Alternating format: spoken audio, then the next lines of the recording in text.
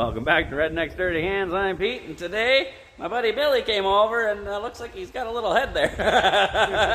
Nothing wrong with a little head. So, he finally showed up. What we're going to be doing is we found some issues with the head on his sled and why it wasn't going as fast as Yo Mama. It's a Stage 6 Turbo Dynamics build.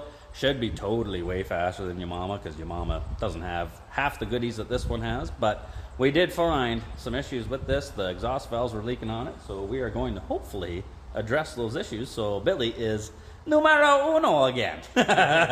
Maybe. So we didn't get it the last time you were up here, but you pulled your sled all apart. You pulled the head off and everything. Showed back up today there. You brought young lad Nate. Getting her all shined up while we're waiting to get the parts back together. So, like, you know, this sled should have been way faster than what it was. You called it pretty early, you know. You knew there was something wrong with it. Oh, so big time, yeah. The year before was pulling like crazy, and this year it just didn't have it. Didn't have it. So we were suspecting something was wrong, and then you know, before we took it apart, we did a compression test, and outside cylinders were 130, I think. And then the center one was just touching like 110 or something like that. I thought it was 90. Was it 90? I think it was 90. Yeah, so way lower than what it should be. And so we did a leak down test on it, and wasn't rings, wasn't any issues like that. We were getting some exhaust valve leaking. You could hear the sound coming right out the turbo there. So figure pop the head off. You've had issues with the head on this thing over the last few years, right? Yeah, popping the keepers. Yeah, so Justin Prevost there, last time you were up at North Bay, he put all the retaining kit and everything on this for you because you were spitting caps or the shims out of the caps, right? Yeah. That was hanging the valves open, you know. I think that's the kit from Hurricane. Yeah, that's right. He ordered it, got it from Hurricane, sent it out right specifically to you just to get you up and running that day, right? That day, yeah. He spent a lot of hours on it and got me out. That was amazing, yeah. Well, and that's the thing, you know, I've been noticing, you know, the snowmobile community, like we were just at St. Thomas Dragway there, hanging out with Rob and Dave and Ernie, all those guys, and like they're top-notch fellas, and everybody that's in this business, you know, helping everybody out, and you know, Justin helping you out there that day was just amazing. You know, everybody's so competitive, but they want to see everybody do good, right? Yeah. So hopefully we can get this thing out. Our plan is to just pull this apart, and we're gonna lap all these valves because I think just the seats are a little bit buggered up from the race fuel, and they're just not sealing. So. Yeah, hope so. Yeah, I think we can clean these up because we know there was no head gasket issue. It was just leaking through the exhaust valves. So I think if we dress that up, we can slap that sucker. We got a brand new head gasket to go on, plop her back on, and then that one. It'll be 146. No. It ain't coming close to number one. There's the business end. That's where all the fun happens, all the suck and squeeze and banging and blowing. Now that we got it off, there's a simple way to tell if these things here are leaking too. The father-son's going to tag team this with me. Look at you. Who's got to go to the gym? Just hold that head there. Nader's going to squirt some brake clean in the exhaust ports here, so give her a go there. Spray it left and right a bit. Look at how fast that brake clean is coming out of there. Go to the center cylinder. Like, just pissing out. Go again. Yeah, like those valves are not sealing. That's leaking like a wicker piss pot. So, no doubt the compression was low in this thing. And I mean, there's no disputing, like, those should be airtight. That's the whole point of a valve, right? If the brake clean is able to leak out of there, that means that all that compression force and everything is leaking out. So, what are we calling your sled anyway? The turtle? I'll see you next year. Okay. That's why the turtle was so slow, because it wasn't making any power. You can't make power without compression, right? Exactly. So she's bleeding off. And when we were pulling it apart, we found that port there, exhaust leak. That is also not good for a turbo engine because you need every little bit of exhaust that's coming out of there to spool up that turbine. So multiple issues going on. Jesus, you're going to think you're the super fast guy when we get this all fixed up. 139 and a quarter mile with a half an engine isn't bad. See? that deserves a beer. Like, you've never had one of these apart, right? No. So you don't really need any real fancy tools. You know, you need a valve compressor and all that. That one there is not a fancy one by any means. I ordered that off of Amazon, and I bet you that wasn't even $30. So we just need something that can compress the springs so we can get the keepers out, pull all the valves out, and I mean, that's going to do the trick, no problem. We've got some lapping compound. Got the we got the lapping tool. See, I don't know. Have you ever seen one of these work before? You got to stick that on there, and then you rubber together like you're starting a fire. You should be used to that, right? Rubbing the wood. I'm used to that. So even though this is just a $20 or $30 Amazon valve spring compressor tool, I mean, it's not the tool, it's how you use it, right? It'll get the job done. Just got to twist her in there. Grab a magnet, pull the keepers out, just like so. Put them aside. We'll put them in this convenient little pocket there. Back her back out. I'm guessing this is the business end of that expensive valve shim retainer kit. I don't know. So we'll throw that off to the side. We'll keep them all in order. And that there is one exhaust valve, and I can see right off the bat a stain and some pitting and stuff on there. And that's exactly 100% why these things aren't sealing. So quick lap job, and we should be good. Now we just got to repeat that process that many times. Maybe this is a good job for Nate, and we can drink beer. Sounds good to me. Well, after a bit of time, and you know, I gotta say, if you guys need a valve spring tool, you know, and you're not worried about the quality, go to Amazon and pick that one up. Works perfect, man. Got all these valves out of here, no problem. Labeled the box so we know, you know, which way is front and all the exhaust valves. We want to keep them all in order because we're going to end up lapping every single valve. We want to make sure they all go in back in the same hole. And yeah, a beer breaker too. Thanks to Paul Richardson for dropping me off a case of those. They're delicious too. But now we got to get into this, and like, look at that. Not sealing. Yeah, these are pretty disgusting. Like, I don't think any valve was sealing in this, and I think that's all due to the race fuel in these. It's very corrosive and it dries everything out. Like, even I remember Tommy Boy when he was saying that him and Josh were talking about they had a turbo seize up from running the race fuel. I'm hoping we can salvage. Some of these look pretty bad, and you know, the mating faces here, yeah, they're not looking too beauty. Hopefully we can grind these. We don't lose the margin on the valves there, but we're gonna find out. Now it's time to grab your wood there, Billy. Not a hammer, yeah. Send her to the train station, eh? All right, we gotta clean this. We'll give it a quick wipe down with some brake clean, and then we'll get the lapping compound, and we'll start lapping valves, man. You can't lap anybody on the track, but you can lap the valves in your engine. I'll be lapping you next year. So this is a very tedious process. Wiped all these down with some brake clean, wiped the face of the valve down with some brake clean, and you just take some of the valve grinding compound, put a little bit on the face of the valve, a little bit on the seat, and then you got your fancy fire starter tool here. Drop her down in there, and then what you do is you just give her a couple of spins. You can hear it grind, and then it smooths out. And then you pick her up, turn her a quarter turn, drop her back down, go again. Just keep repeating the process until she starts feeling really nice and smooth. And then when you get tired, you just have a beer.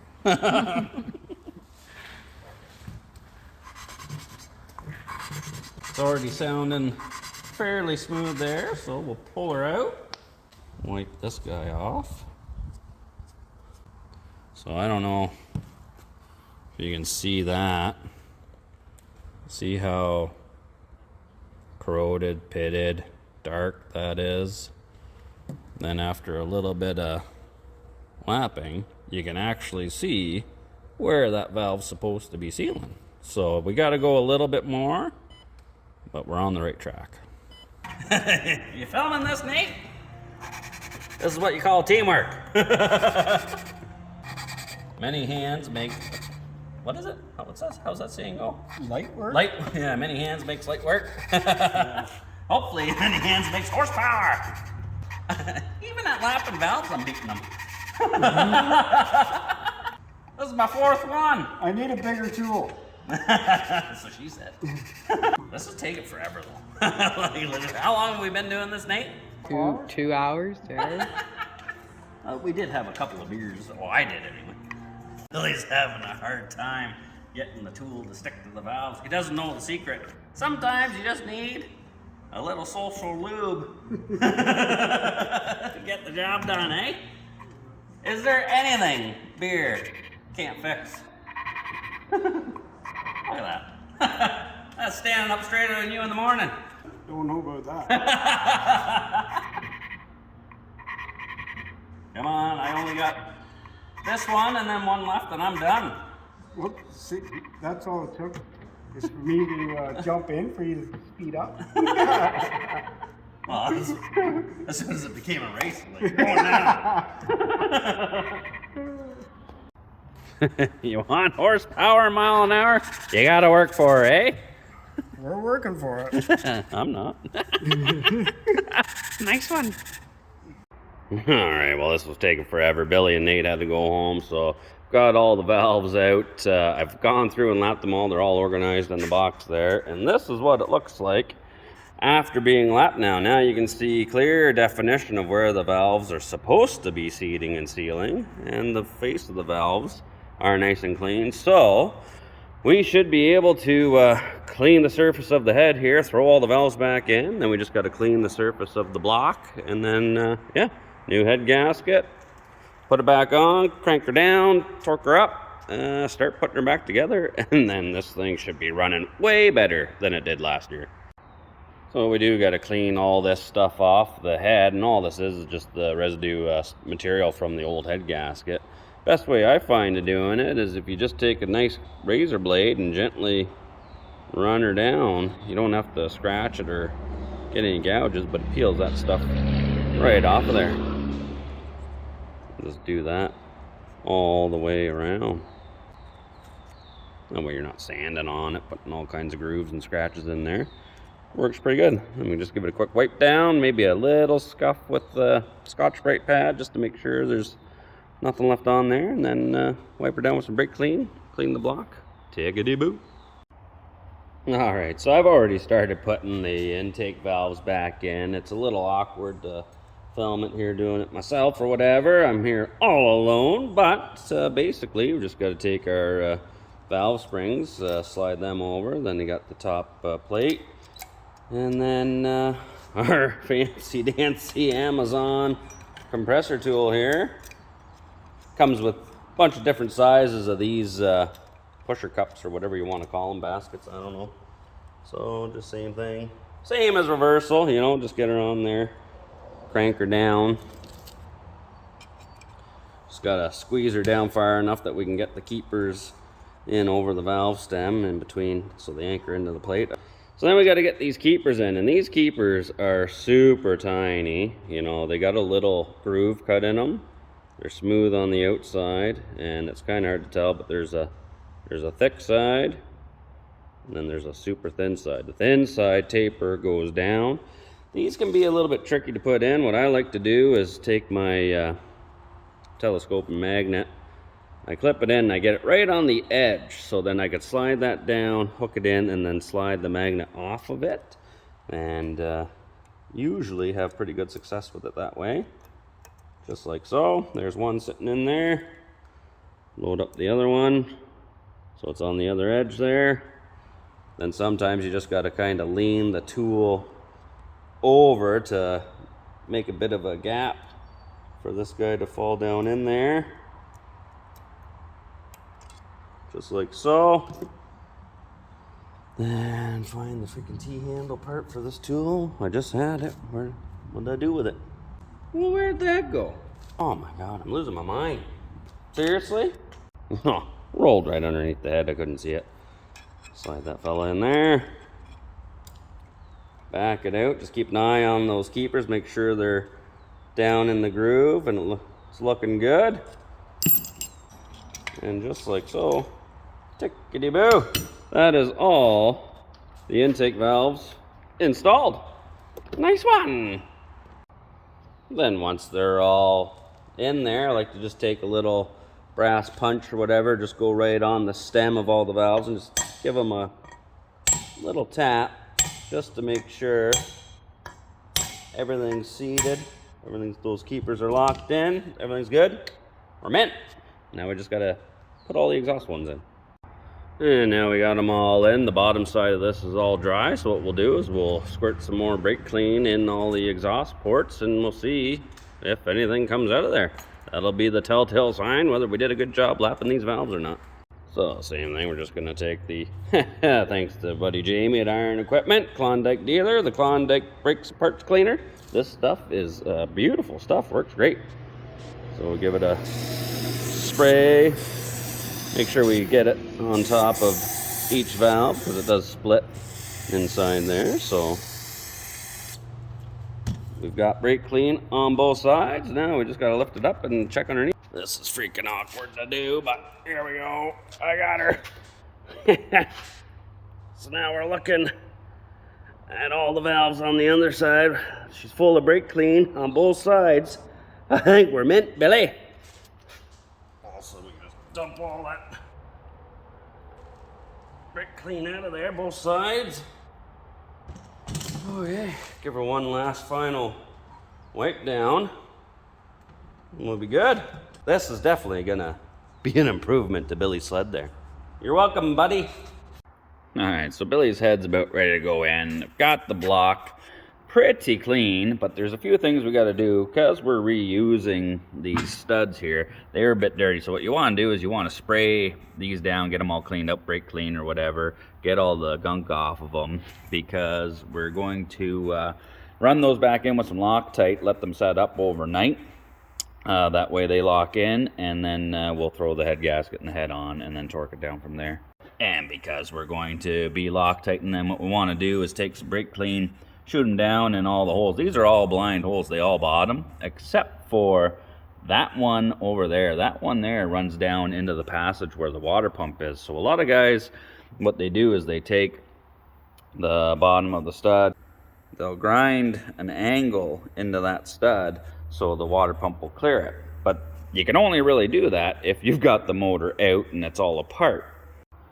And I mean, we pulled this all apart. Billy had this was all done at Turbo Dynamics there, and none of these studs, none of them are angle ground, so to clearance that. So I think what they've done is basically just, you know, they seat all these other ones, and then that one there, lift it up a few millimeters, you know, have it locked in, so when you go to crank it and tighten it down, it doesn't turn in. Because if you thread this all the way down, it's going to hit that water pump, and then your motor will be locked. It will not roll over, and you will have a bad day. Get some brake clean in these holes here. I'm not going to spray it in that hole because that goes right down into the water pump area there. So for that one, I got a little bristle brush there. You give it a good coating with the brake clean, and then get in there. Just kind of scrub those threads clean so the Loctite has something to actually Loctite onto. This thing's all full of crud and oil and whatnot, you know, kind of defeats the purpose of putting Loctite on the bolt there, don't it? Then we just go through in all the bolt holes that we put the brake clean in, squirt it all out of there. Oh, I got some on the camera there. Now we got them all blown up. Then we just got to clean the surface of this deck as clean as we can get it nice and smooth, wipe it all down with some brake clean or lacquer thinner. You don't want no contaminants, oil, grease, anything like that on there. But we're going to put the Loctite on, sink all these ones down, and then I'm going to measure the distance, and I'm going to leave that one up.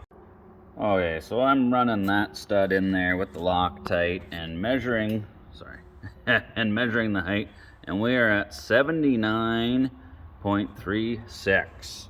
So I've got it sitting there. We're, you know, almost 80 mil length of stud sticking out versus 70 mil. So about 9, almost 10 mil difference in height from sinking one of these all the way down to that one where it's just clearing the water pump. Like right now, you know, if I support the timing chain here, I could still freely roll the motor over.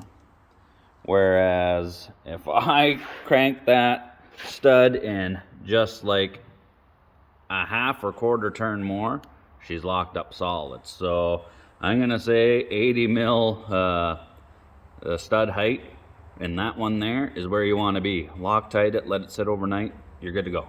And we'll put a little dab of Loctite on the rest of these fellas and then send them all home. It's always a good sign when they thread in by hand, nice and easy. Nice swatting. And you don't have to torque these or nothing, just seat them down. Or at least I don't think you gotta torque them. We're gonna find out. All right, we got all the studs in there with all the Loctite, so now we gotta let that cure for 24 hours and kill some time. All right, break time's over. So we got to put our new multi-layer gasket on here. This is just a stock Yamaha gasket. I mean, they're not that expensive. I think they're like 80 bucks or something like that. They're just as good as any other gasket. So make sure it's sitting down over top of those dowel pins. All right, now that the gasket's down in place, we can go ahead and finish up the job. So we're gonna drop the head on here. Now it's a little bit tight access up in here because you got this support bar on here and this one. I undid the bolts on both of them so we can kind of push them out of the way. But we got to snake this chain, the timing chain, up through the head. So I like to take one of these telescoping magnets, go down in through there, grab it, pull it up through, and then let that hang. That way it'll hang on to the chain. Just like so. Or tickety-boo. Alright, that's punked down there. Looks like it's all flush. Still got our timing chain hanging here. That's good, that's good. We just gotta make sure we got no wires or anything caught up underneath there. And then if all is good, we can start putting all the nuts on there and torque her down. Look at that, we're getting ahead. And we got to drop all these washers. You get these with all your studs there too, so you got to put all these down. Same thing, just gave them a quick clean with some brake clean and whatnot, and then you drop them down over top of your studs there, so that way when you're cranking all the nuts down, they're not seating on the aluminum of the head. They got these and they act as a bit of a spacer.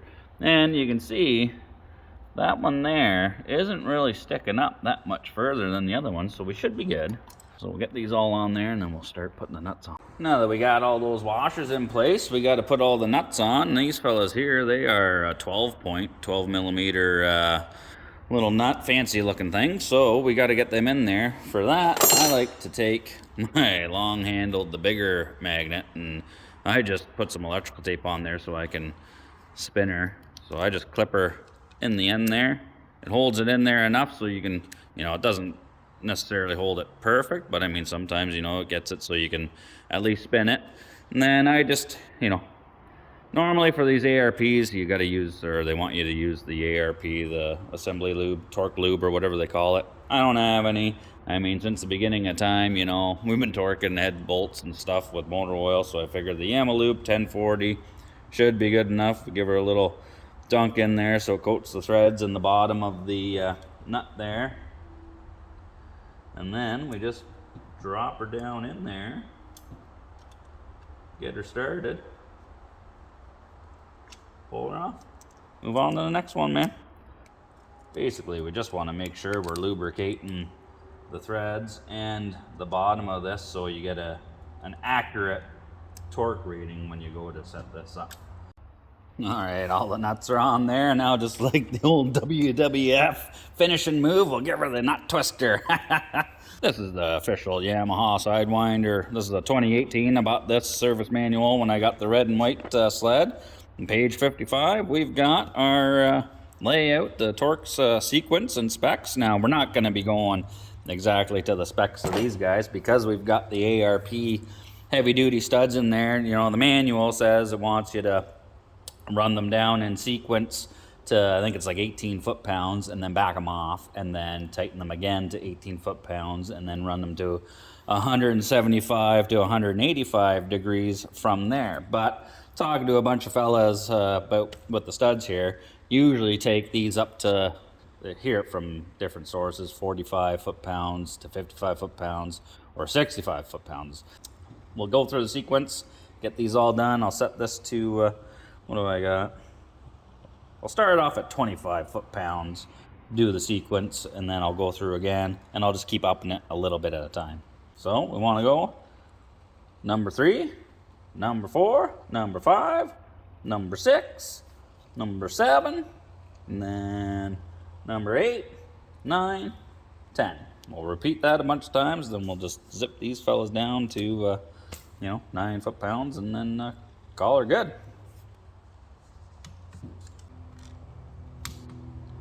Now we did Loctite all these studs in there, so as we get tightening this one here, we want to make sure we check the rotation of the motor, make sure it still rolls over and we're not screwing that stud down into the water pump.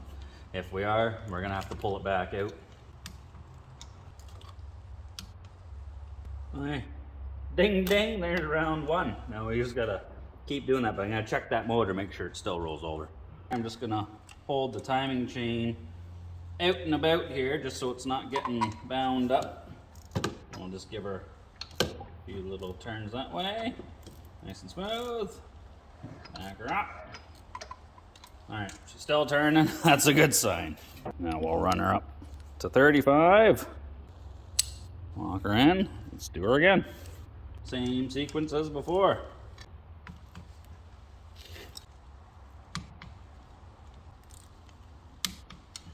Beauty. Let's run her up to 45.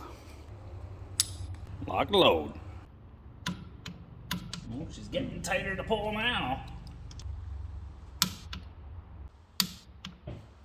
All right, we're getting there. Maybe I'll just go up 5 foot-pounds from here. Whew, I mean, we're getting there. We're at 55 foot-pounds right now, and it's a pretty tight pull. Now these ARP, the 10 mil head studs, the manufacturer ARP says, you know, 60 foot-pounds is what you torque to. So let's take her to 60. Let's see what a 60 foot-pound pull feels like here.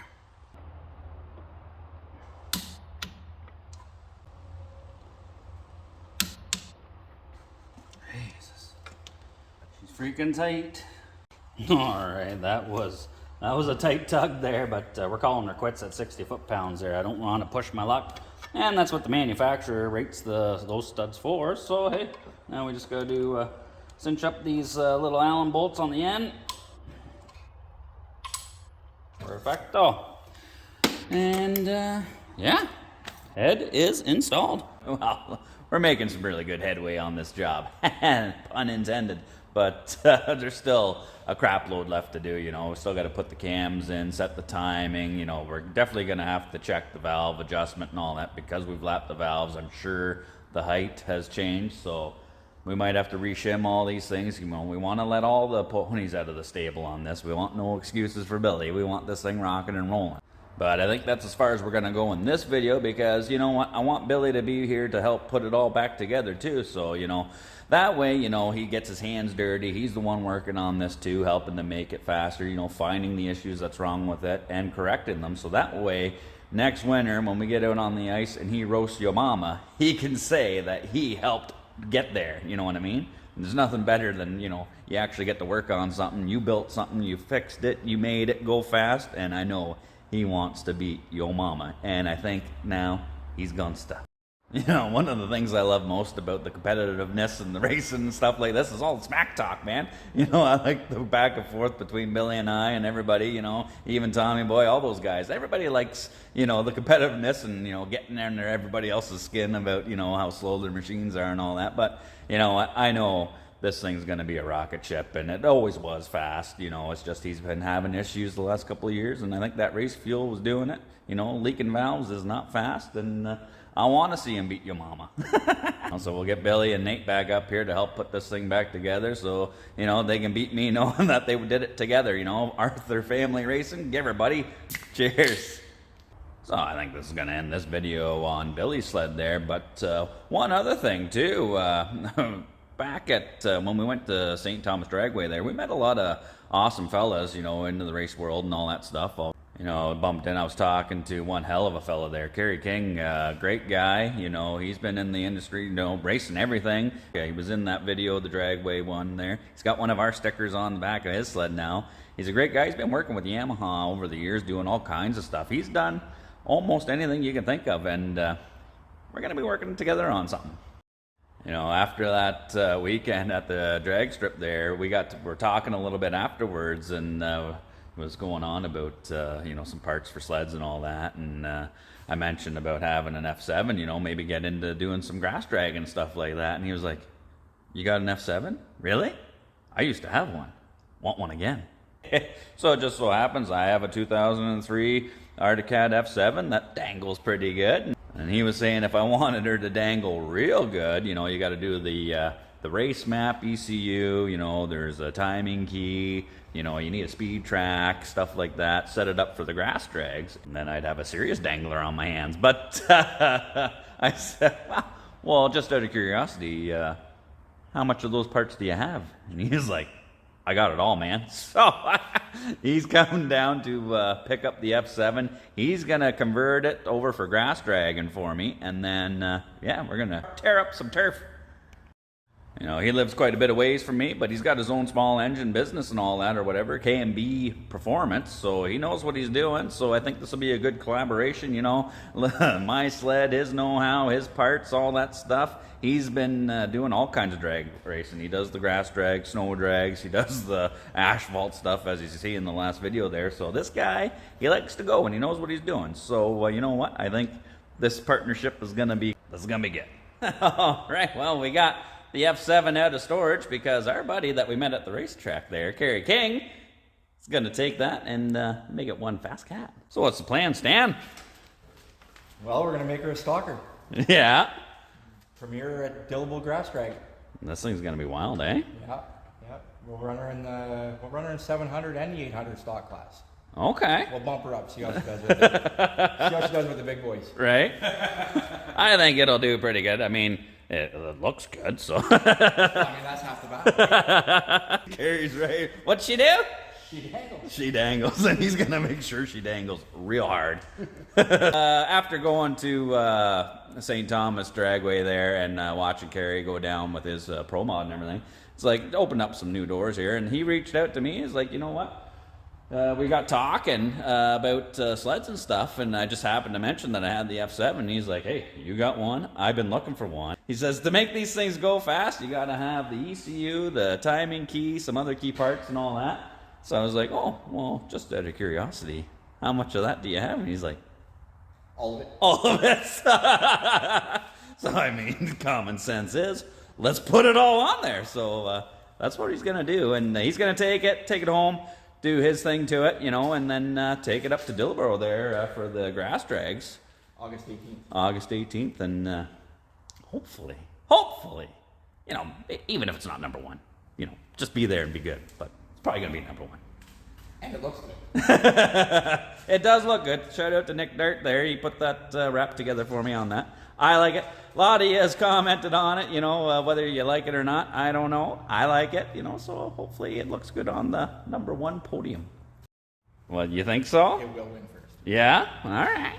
I got a case of beer for you. Definitely got a confident enough driver. Well, and this guy's no stranger to going fast or working on sleds, and you know he's been around the block, you know. So I got lots of faith in you. You know, the beauty part about this, we're meeting and making some great friends here, and nothing but up from here, buddy. You know, get the name out there.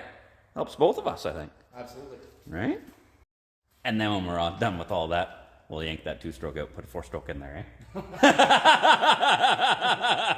All right, so the F7's in capable hands. You know, Kerry's got it up at K&B Performance. He's going to get it all rigged up and debut it up at Dillaborough Grass Drags August 18th. So if you're looking for an event to go to, something to do, go check it out. You might just see Redneck's Dirty Hands up there dangling in the F7. So I hope you enjoyed this video. You know, if you did, you know, hit the like, leave a comment, share it. You know, I appreciate all the support and everybody subscribing and watching the videos, you know, and going to the website, www.rednecks-dirtyhands.com, buying some stickers and checking out the merch. You know, it goes a long way. So I guess, you know, Kerry's got the F7. We're waiting on Billy and Nate to come back to work on that. What am I going to do? Drink beer and... we got to get going on that golf cart. They're paving the road in front of my house. It's going to be a fresh strip out there, nice and smooth. So, yeah, we got to get that done. Cheers. Take her easy.